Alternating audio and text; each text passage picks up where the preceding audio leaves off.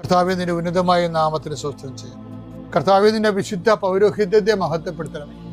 കർത്താവെ, സഭയിലുള്ള സാന്നിധ്യം പ്രകടമാക്കണം. 40 വർഷം ഞാൻ അർപ്പിച്ച കൃപാന്റെ യുഗതിയാണ്.